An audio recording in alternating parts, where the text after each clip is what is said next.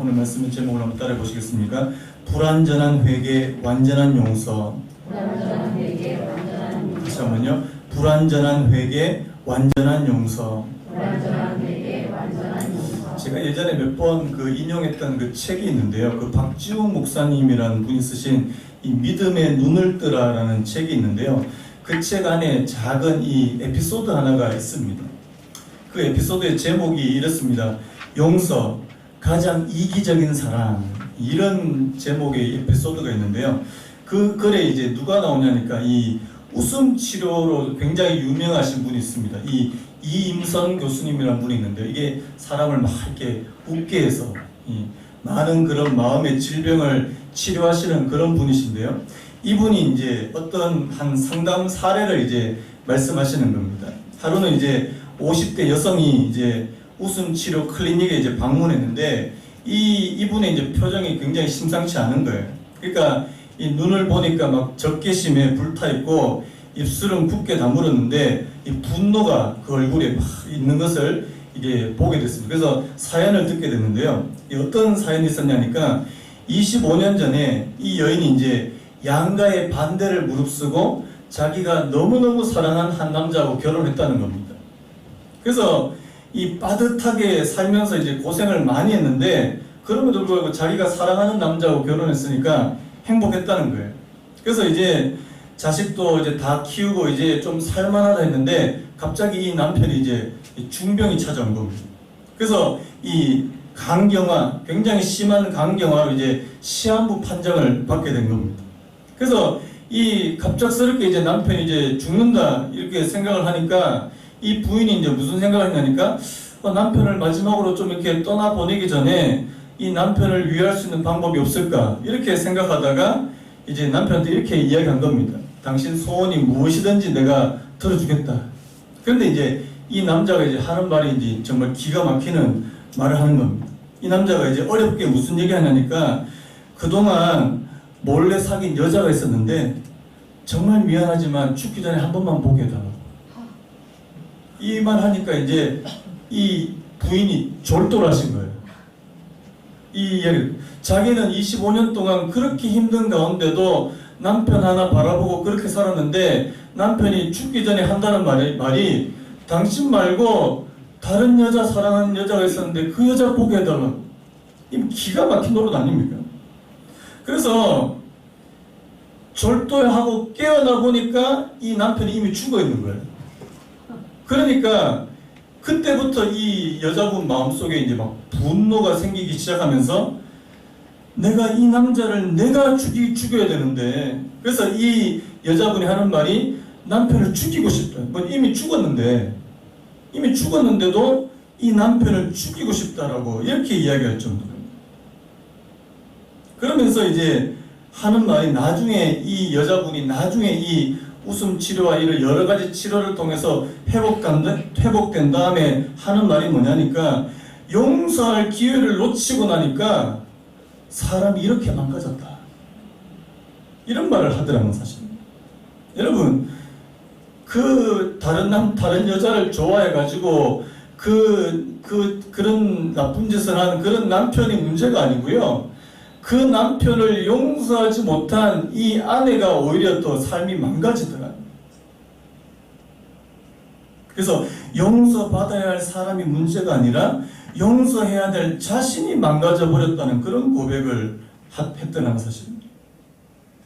그러면서요, 그 에피소드의 마지막에 뭐라고 글이 됐냐니까 용서는 타인을 위한 선물이기 전에 자신을 위한 선물이다.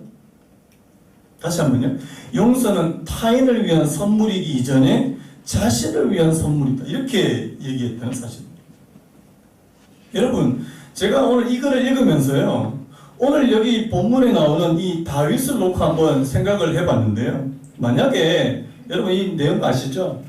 사울은 다윗을 죽이려고 막 혈안이 돼서 다윗 쫓아오기를 그렇게 계속하는데 이 만약에 다윗이 그 마음속에 이 사울에 대한 분노와 원한으로 그렇게 실제로 사울을 죽였더라면 어떤 일이 벌어졌을까요? 아니면요, 사울을 죽이지는 않았지만 평생 이 사울에 대한 이 원한을 가지고 분노를 가지고 그렇게 살았다면 어떻게 됐을까요? 저는요, 단언컨대 이렇게 말씀드릴 수 있습니다. 하나님께서 기뻐하시는 하나님의 마음에 합한 사람은 되지 못했을 것입니다. 사울을 직접 죽였다면요, 아마 다윗은 여호와의 기름 부음을 받은 자를 죽인 죄로 하나님의 심판을 받았을 것입니다. 그런데요, 그것보다 더 심한 게, 더 최악인 게 뭐냐니까 일평생 다윗이 사울에 대한 그런 원한으로 살아가게 되는 거 용서하지 못하고요. 앞에서 말했던 그 여인처럼 자기의 남편을 용서하지 못했던, 그래서 자신의 삶이 망가져 버린 그런 삶을 살게 되지 않았을까라는 생각이 드는 거예요. 그래서 여러분, 그런 의미에서 용서는요, 자, 누구를 위해서 하는 거라고요? 나를 위해서. 그래서 여러분 축복합니다. 여러분 자신을 위해서 용서하신 은혜가 있기를 바랍니다. 여러분 지금 또 막 생각나는 사람 갑자기 막 마음속에 그인가 그러면서 막 또 생각이 나실지도 모르겠어요. 여러분, 다윗은요, 하나님의 은총을 받은 사람입니다. 하나님의 은총을 받은 사람의 특징이 뭐냐니까 어리석은 선택을 하지 않더라는 사실이에요. 여러분, 앞에서 우리가 이게 사무엘상 말씀을 좀 살펴봤는데 다윗이 사울을 죽일 수 있는 기회가 2번이나 있었잖아요. 맞죠? 그런데 그 사울을 죽이지 않았다는 사실이에요. 복수가 자기한테 속한 것이 아니라 누구한테 속한 것이라고요? 하나님께 속한 것이라는 사실을 알고 있었다는 사실입니다. 그래서 심판이 내 손에 달려있는 것이 아니라 하나님의 손에 달려있다. 그래서 여러분 그 10절 말씀을 우리 잠깐 보면요, 이렇게 됐습니다. 다윗이 또 이르되 여호와께서 살아계심을 두고 맹세하노니 여호와께서 그를 치시리니 혹은 죽을 날이 이르거나 또는 전장에 가서 망하리라. 우리 저번에도 한번 이 말씀 살펴봤는데요. 자, 누가 그를 치신다고요? 여호와께서 그를 치시리. 한번 따라해볼까요? 여호와께서 그를 치시리니. 그러니까 나는 아니라는 거예요. 그 일을 심판하시고 그 일을 판단하시는 분은 내가 아니라 하나님이시다, 이렇게 말씀한다는 사실입니다. 이게 제가 저번에 한번 그런 말씀, 이게 다윗의 경험에서 나오는 말씀이라는 사실. 여러분 예전에 어떤 일이 있었냐니까 다윗이 이 나발이라는 사람, 이 이름도 이상한데 나발이에요. 바보란 뜻입니다. 바보. 이 나발이라는 사람의 집을 얼마나 이렇게 도와줬냐니까 그 다윗의 그 부하들이 이 나발의 그 양떼들이 도적들로부터 이렇게 그렇게 침략을 받지 않게 하기 위해서 얼마나 이 성심성의껏 이 나발의 집을 도와줬는지 모릅니다. 그래서 나중에 이제 이 다윗이 이 나발의 집에 은혜를 베풀었으니까 우리 자기의 부하들을 위해서 음식을 좀 요구했는데요. 자, 줬어요, 안 줬어요? 하나도 안 주더라는 거예요. 그러니까 이제 다윗이 이제 막 속된 말로 이제 막 열리면 뚜껑이 열리신 겁니다. 화가 나가지고 이제 내가 다 나발의 집에 있는 남자를 다 죽이겠다 이렇게 갔는데 그래도 하나님께서 은혜를 베푸셔서 이 아비가일이라는 여자 때문에 이제 복수를 하지 않는데요. 나중에요, 그 나발을 누가 죽이십니까? 하나님께서 죽이시다는 사실. 그래서 다윗이 뭘 깨달았냐니까요. 하나님이 하시는 거구나. 내가 내 손을 더럽혀서 복수할 필요가 없구나. 이 사실을 이렇게 뼈저리게 느끼게 된다는 사실입니다. 여러분, 우리는요, 이 용서와 복수, 여러분, 용서와 복수 사이에 무엇을 선택하기가 쉽습니까? 복수 선택하기가 너무 쉽다. 근데 제가 직장인들 얘기를 들어보니까 자기를 힘들게 만든 그 상사한테 소심하게 복수하는데 어떻게 복수하는지 아십니까? 커피 태워달라면 커피에다가 자기 침을 탁 뱉어가지고 여기요, 여기 있습니다. 그런 식으로 복수하는 게 그게 복수냐고요. 그러니까 뭐 대놓고 하지는 못하니까. 근데 사람은 확실히 용서보다는 복수를 선택하기가 너무너무 쉽더라는 사실입니다. 제가 예전에도 그 어떤 목사님 책에 있는 그 글이 되게 재밌어서 이렇게 하면 이렇게 뽑아놓은 게 있는데요. 이 지어낸 얘기입니다. 이게 실제로 있는 얘기가 아니라 지어낸 얘기입니다. 어느 그 동산에, 에덴 동산에 아담과 하와라는 동상이 있었답니다. 동상. 이게 지어낸 얘기예요. 그래도 아담과 하와가 언제 동상이었지 또 이렇게 생각하시면 곤란합니다. 수백 년 동안 이 동상으로 있었는데요. 하나님께서 이 아담과 하와라는 동상을 불쌍히 여기셔가지고 자 이제 인간이 되거라.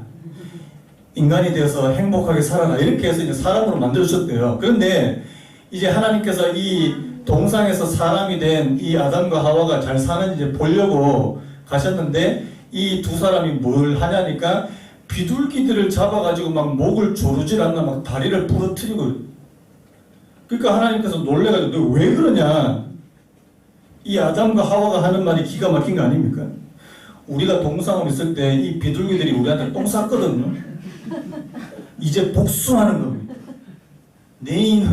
내가 지금 동상일 때는 내가 너한테 복수 못했지 내가 살았으니까 내 다리를 분질러 버리겠다. 여러분 뭡니까? 동상이었을 때 받았던 상처를 이게 잊어버리지 못하고 용서하지 못했다는 거예요. 여러분 용서는 내 안에서 그 사람에 대한 생각을 몰아내는 것입니다. 몰아내는 거예요. 보통 다른 사람이 나를 죽도록 미워하고 증오하면 그 상처가 굉장히 오래 갑니다. 사울이 다윗을 제가 몇 번 여러 번 죽이려고 했습니다. 그리고요 그의 사랑한 아내 그 미갈을 빼앗아 가기도 했고요 그에게 도움을 준 사람을 죽이기도 했습니다. 이런 사람에 대한 상처가 쉽게 없어지지 않더라는 사실입니다.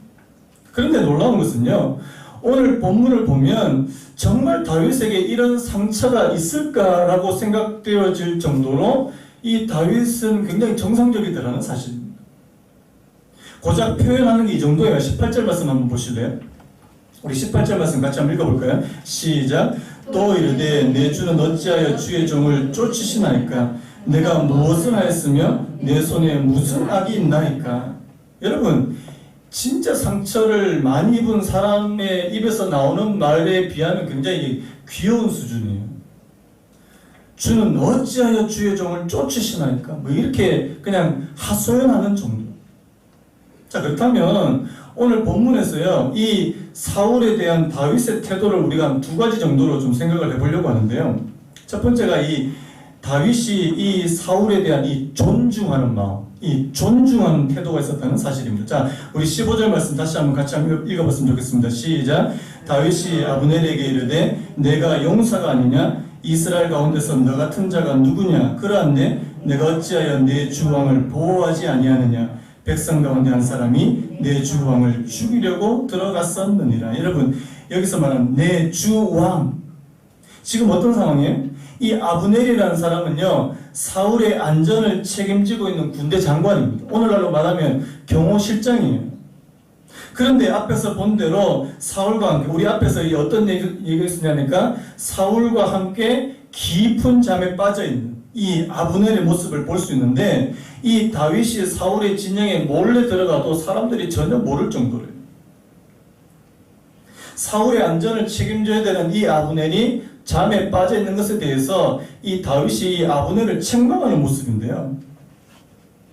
그런데요 왜 다윗이 이런 식으로 지금 아브넬을 책망하고 있을까라는 부분입니다. 이건 뭐냐니까 누구보다도 다윗이 사울의 생명, 사울의 목숨에 대해서 중요하게 생각하고 있다는 그런 증거라는 사실. 만 이렇게 표현할 수 있을 것 같습니다. 나는 사울을 충분히 죽일 수 있다. 저번에도 그렇게 얘기했잖아요. 동굴에 다윗과 그의 일행이 동굴에 숨어 있는데 하필이면 그 동굴에 누가 들어갔다고 해? 사울이 뭐하러? 용병 보러 들어왔는데 주변의 사람들 자기 부하들이 하나님께서 주신 기회라고 이런 기회가 없다고 다윗 보고 죽이라고 안 죽였잖아요. 왜요? 하나님께서 택하신 그 왕, 하나님께서 기름 부은 그 왕에 대해서 이 소중히 여기는 존중하는 그런 태도가 있더라는 사실입니다. 여러분 오늘 저와 여러분들의 마음을 힘들게 하는 사람이 있습니까? 그럼에도 불구하고 그 사람들을 존중할 수 있는 이게 쉽지 않잖아요. 그런 은혜가 있길 바랍니다. 직장에서요 여러분 힘들게 하시는 그 상사분들 존중하시는 있길 바랍니다. 여러분들을 괴롭히는 그 못된 상사가요, 사실은요, 하나님께서 붙여주신 게 아닌가라는 생각이 들어요. 여러분, 다윗에게 사울이 필요했을까요? 안 필요했을까요? 안 필요했을까요? 자, 다윗에게 이 사울이라고 하는 이 힘들게 하는 존재를 누가 붙여주셨을 것 같아요? 하나님께서 허락하셨다는 사실. 그런데 다윗은 그 사울에 대해서 막 원한이나 분노를 품지 않고 여러분 하나님의 손에 맡기는, 그렇다면 오늘 저와 여러분들을 힘들게 하는 사람도 자 넓게 보면 누가 허락하신 거라고요? 하나님. 제가 그랬죠. 여러분 힘들게 하는 사람 피해서 다른 부서 가면 더 센 사람이 기다리고 있다고. 이유가 있어요. 여러분들에게 그런 사람을 붙여주신 거예요.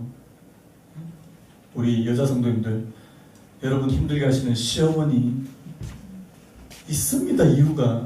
그런데요, 그 시간이 다 지나면 왜 붙여주셨는지 다 알게 됩니다. 예전에 제가 미국에 한 3년 정도 있었는데 저를 힘들게 했던 한 분이 계셨어요.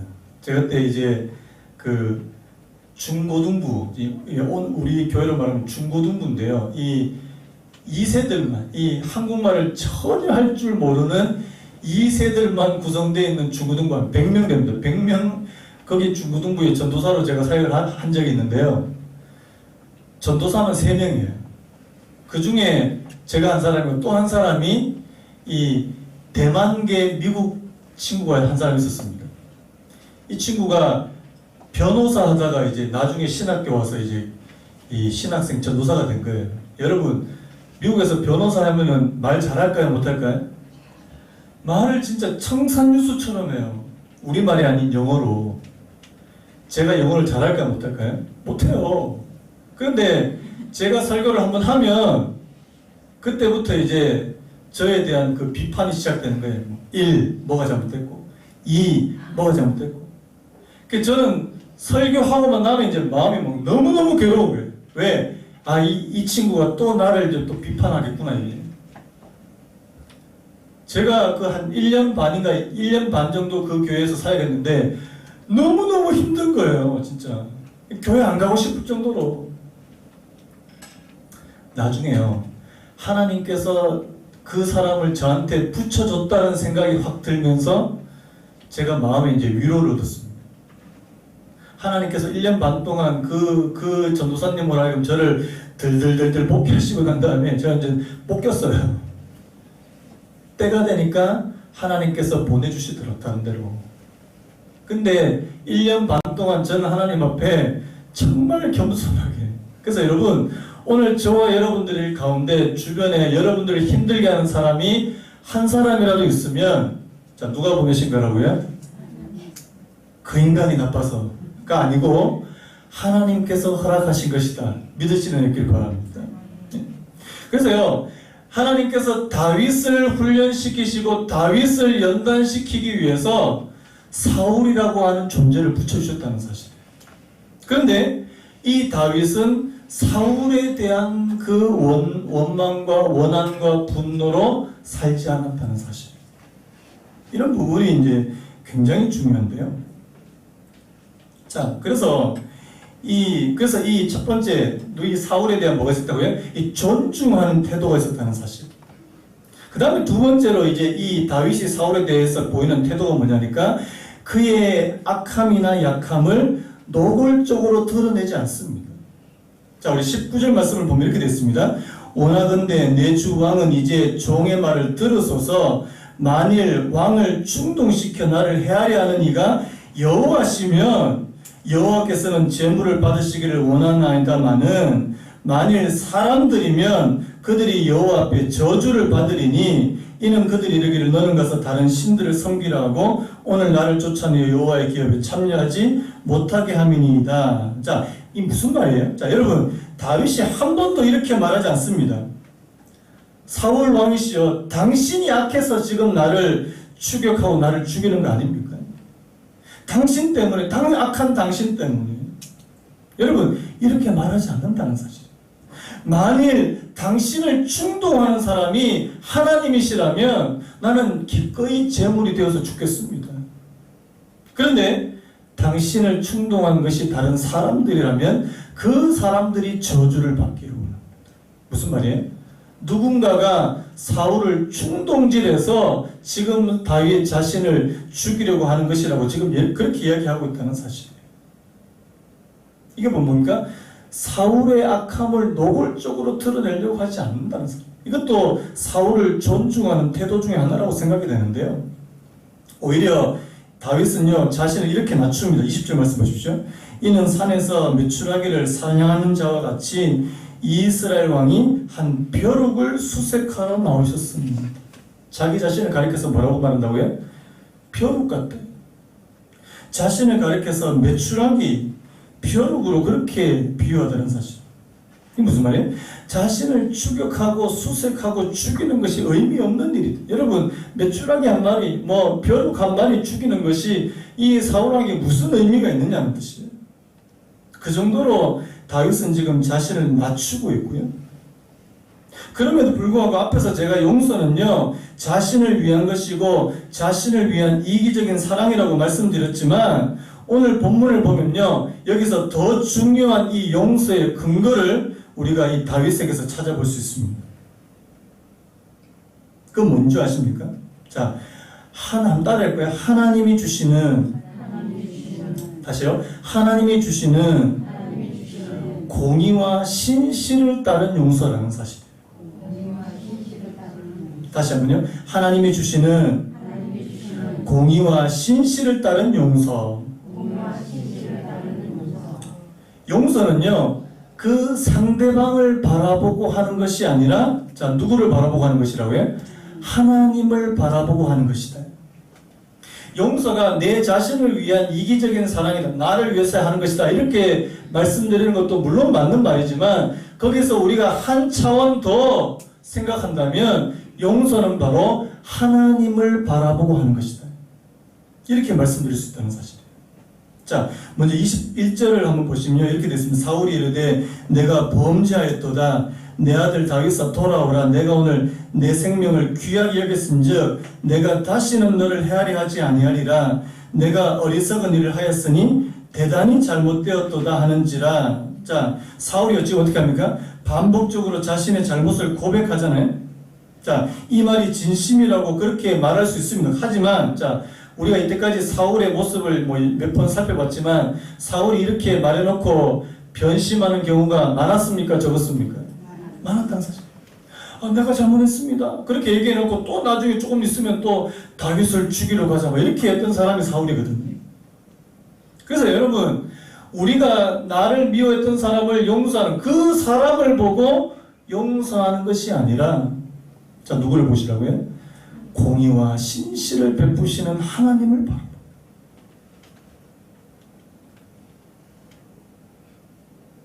저는 이 말씀 보면서 마태복음 18장 말씀이 생각이 나는 거예요. 여러분, 마태복음 18장 21절, 22절 이런 말씀이 있습니다. 우리 같이 한번 읽어볼까요? 시작. 그때에 베드로가 나와 이르되 주여, 형제가 내게 죄를 범하면 몇 번이나 용서하여 주리이까?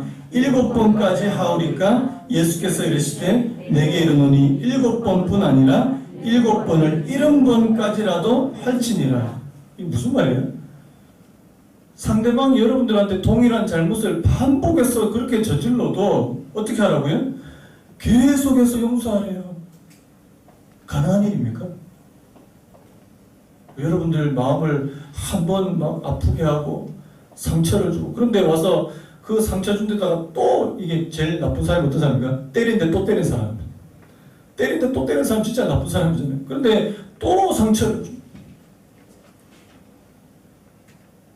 근데요, 중요한 사실은 뭐냐니까 다윗이 이렇게 끊임없이 계속해서 사울을 용서할 수 있었던 것은 변하기 쉽고 가변적인 이 사울을 바라보고 용서한 것이 아니기 때문이라는 사실이에요.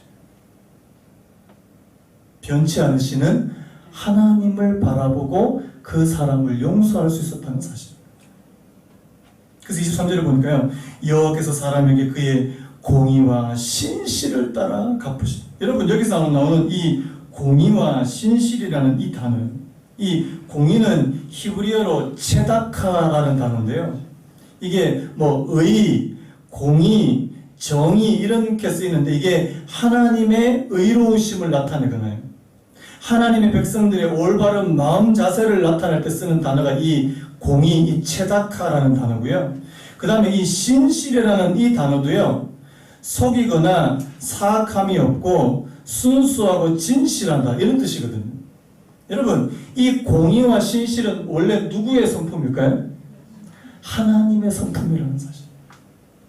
하나님의 성품을 닮은 이 다윗도 하나님의 그 성품인 공의와 신실을 따라서 오늘 이 사울을 대하고 있더라는 사실. 여러분, 오늘 저와 여러분들이 다른 사람들을 대할 때 하나님께서 주시는 마음을 가지고 대하게 되시는 은혜가 있기를 예수님의 이름으로 축복합니다. 뭐 우리가 가정이나 나하고 가까운 사람들을 대할 때 그냥 공의와 신실 말고 그냥 인간적으로 대하기가 너무너무 쉬운데요. 하나님, 그 사람과 우리 사이에 하나님의 이 공의와 신실이 있게 해주십니다. 제가 무슨 말씀을 드리냐니까 여러분들이 가까운 사이일수록 그 사람과 여러분 사이에 자 누구를 개입시키라고요? 하나님을 개입시키십시오. 하나님과의 거룩한 삼각관계. 여러분들의 남편과 여러분들의 아내 사이에 여러분 사이에 하나님이 계실 때 그 관계가 비로소 온전해질 줄로 믿습니다. 그게 안 되면 맨날 싸워요. 맨날 싸워. 24절에도 마찬가지입니다. 오늘 왕의 생명을 내가 중히 여긴 것 같이 내 생명을 여호와께서 중히 여기셔서 모든 환난에서 나를 구하여 내시기를 바라나이다. 여러분, 이 말이 조금 이상하게 들리는데요. 자, 오늘 왕의 생명을 내가 중히 여긴 것 같이 내 생명을 당신이 내 생명을 중하게 여겨야 된다. 이렇게 말하지 않고요. 자, 누가 중요하게 여긴다 이렇게 말씀합니까? 여호와께서 중히 여기셔서. 자, 여러분, 다윗이 지금 사울의 생명을 중요하게 여긴 것이 자, 누구 때문이라고요? 사울이 내게 해줄 것을 바래서 하는 것이 아니라 자, 누가요? 하나님께서 내 생명을 중히 여기셔서 모든 환난에서 나를 구하여 내시기를 바랍니다. 여러분, 오늘 저와 여러분들이 하나님을 바라보고 이 땅을 살아갈 때 모든 상처에서 벗어나게 될 줄로 믿습니다. 제가 좋아하는 찬양 가운데요, 이런 찬양이 있습니다. 사람을 보며 세상을 볼 때 만족함이 없었네. 그 다음에 뭔지 아십니까? 나의 하나님 그분을 뵐 때 나는 만족하였네. 사람을 보고 세상 볼 때는요 만족함이 없어요. 신혼 때는 저 남편이 저 아내가 나한테 모든 것을 다 만족시켜 줄 줄 알고 결혼했는데 또 속았네. 아니에요. 여러분 그거 아시죠? 그 결혼식 할 때 딴딴딴딴 그게 무슨 의미인지 아십니까? 또 속았네. 아직 우리 결혼 안 한 자매가 있는데 제가 너무 이렇게 좌절을 드리는 것 같아서 좀 너무 죄송합니다. 그런데요 속아요.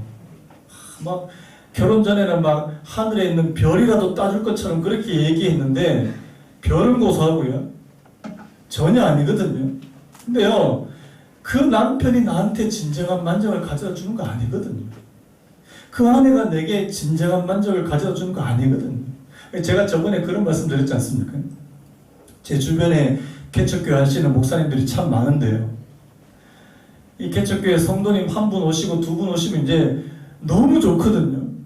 너무 좋아가지고 막 간하고 쓸개까지 다 빼줄 정도로 그렇게 막 잘해주시다가 갑자기 그분이 다음 주일부터 다른 교회 가겠습니다. 이러면 이제 이 목사님하고 사모님하고 들어 누우시는 거예요. 들어 누우시는 거예요. 완전 속을 끓이면서. 얼마 전에도 목사님, 제가 아는 목사님 저한테 전화 와가지고 막 이런 일이 있었다. 저도 마음이 아파요. 왜? 저도 옛날에 그런 적이 많았거든요. 한 분 가시면 막 들어눕고 막 집에 와서 막 괜한 엄한 가족들한테 신경질 막 내고 그게 저였거든요. 그런데 이게 어느 정도 되니까 사람을 보며 세상을 볼 때 만족함이 없더라고요. 언제요? 나의 하나님 그분을 뵐 때 하나님을 바라볼 때 만족함이 있더라고요. 그래서 여러분, 내가 저 사람을 용서해주면 내가 저 사람을 한번 용서해줬으니까 당신도 나 용서해줘야 돼? 이게 아니고요. 하나님을 바라보고 용서하면 끊임없이 그 사람을 품을 수 있게 될 줄로 믿습니다. 오늘 그걸 얘기하는 거 아닙니까? 자, 그래서요. 오늘 이 다윗이 하나님이 주신 이 공의와 신실을 따라서 사울을 용서한 결과가 뭔지 아십니까? 자, 25절 말씀 보십시오. 사울이 다윗에게 이르되 내 아들 다윗아 내게 복이 있을지로다. 내가 큰 일을 행하겠고 반드시 승리를 얻으리라. 자, 이건 누구 입에서 나오는 말이에요? 사울의 입에서. 여러분, 내가 미워하는 사람을 나도 그를 미워해서 복수하는 것이 아니라 그를 용서하니까, 하나님께서 주시는 그 공의와 신실로 그 사람을 용서하니까 그 원수가 나를 축복하더라는 사실입니다. 여러분, 축복합니다. 여러분 주변에 여러분들 싫어하는 사람의 입에서 여러분들을 축복하는 말이 나올 수 있는 은혜가 있기를 예수님의 이름으로 축원합니다. 그래서요, 이 말대로요, 여러분 이 사울의 말이 마치 예언처럼 이 다윗에게 이루어지더라는 사실. 어떻게 해요? 내가 큰 일을 행하겠고 반드시 승리를 얻으리라. 여러분 이 말대로 됐습니까? 안 됐습니까? 됐다는 사실. 어떻게 해요?